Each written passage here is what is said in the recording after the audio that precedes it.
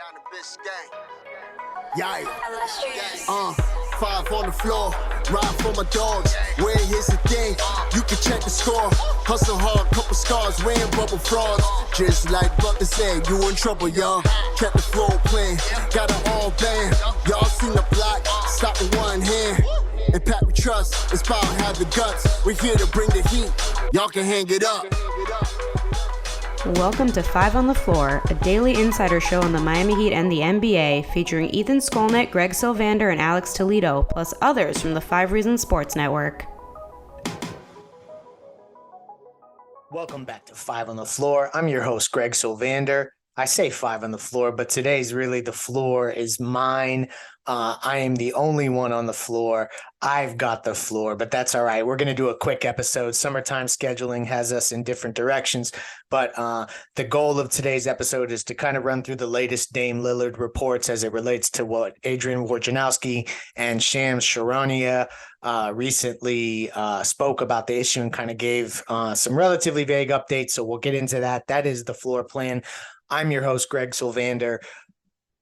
Let's dive right in here. So the first thing that came out earlier was Woj finally spoke about this Dame Lillard situation. And I think that is an interesting part of this because it's a part of this where Woj kind of came out of the woodworks and didn't really need to speak, but was asked on SportsCenter and essentially started to do the things that I would call relatively kind of cranking up the smear campaign to Dame to a degree, just by virtue of the fact that the contract and his age get brought up.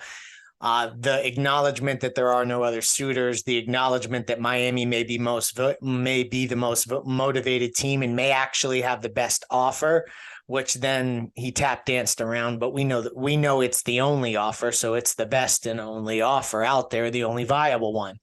So that was interesting to hear Adrian Wojnarowski come from that perspective, because y'all know Woj is deeply connected to the Portland front office and ownership there. So you are hearing from Portland when you hear Woj. And so to hear that acknowledgement, I thought was significant.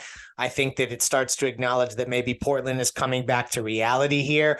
I know that the great Barry Jackson of the Miami Herald mentioned that a source, and Barry Jackson is as credible as anyone, source near him said that, that these teams really hadn't engaged much because Portland hasn't been inclined to make a deal.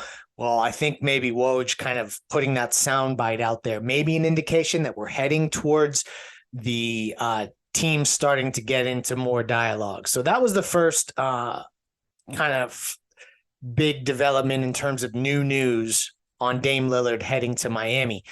Woj, we all know that coming off that memo, to also then have Woj come out and say something, it's basically the league and then the league's owner in front one of the team's owners in front offices getting to come out and reinforce what was stated by the league, just by virtue of you hear Woj just kind of continuing to discuss the market around Dame Lillard and starting to act like maybe he's not a player that's worth that. That's all spin. And I believe Woj uses his accuracy and his control to try to spin that narrative, and more credit to him because he has that kind of clout. The other thing that I thought was highly interesting is that Shams Charania, on one of his shows, I believe it dropped on Stadium, he started to discuss some of the things that Miami may part with in the deal. And to me, when I saw it, it indicated to me that there could have actually been movements since the very first talks, and I want to get into that. But before I do, I want to tell you about two of the great sponsors of the 5 Reasons Sports Network, our official daily fantasy sponsor. That's Prize Picks. Use the code 5 FIVE. Get your initial deposit matched up to $100. It's daily fantasy made easy. Choose your favorite players, choose your favorite sports, choose the stats that make sense to you. You go over or under, choose more or less on those statistics, and you can win flex plays, power plays, up to 10 times your money. All you got to do is use that code 5 FIVE to get your initial deposit matched up to $100. And then also the social betting marketplace, the official betting sponsor of Five on the Floor. That is Better Edge. And you need to use the code 5RSN to get $20 to start playing now. This is a completely different concept than a regular sports book. Better Edge is a marketplace that's connecting you with bettors on the other side of the same types of bets that you're looking to place. So instead of you betting against the house with a VIG, they are connecting you with another user that's making a bet on the opposite side of the bet that you're attempting to make. Or you can just put your bet out there, kind of like putting a fishing line in the water and see if somebody bites, but you got to use the code 5RSN to get $20 off, or $20 to start playing immediately. Again, that's Prize Picks. Use the code 5 Reasons Sports daily fantasy sponsor, and Better Edge. Use the code 5RSN to get $20 to play on Better Edge. That's app.betteredge.com. All right, so this is why I think the Dame Lillard thing actually talked about some traction.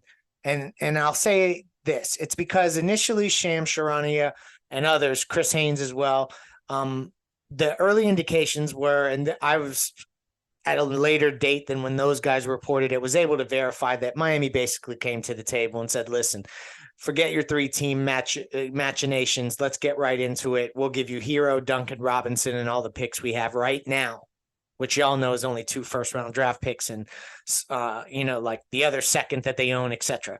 I think that now you see Shams come out and he starts to talk about what has changed with this deal and what a trade package could look like. And some of what was even mentioned when he talked about the trade package was, and this is what jumped out at me, a lot of people were talking about the draft picks and the young players and just all of these different things. To me, it was that what was pointed out in there was that it was expiring contracts.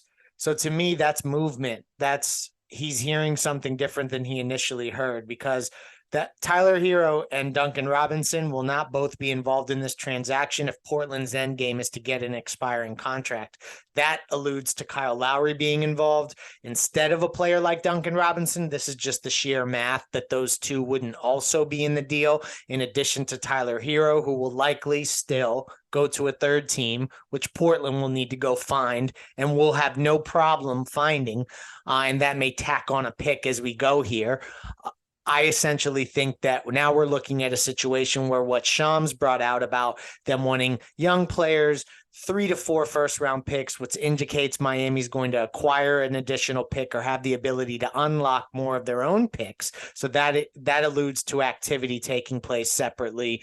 And then there was talk of Tyler Hero, young players, and expiring contracts. You're now shaping up with Kyle Lowry, Tyler Hero, let's just say one of the young guys in Jaime Jaquez, and the picks that you have available.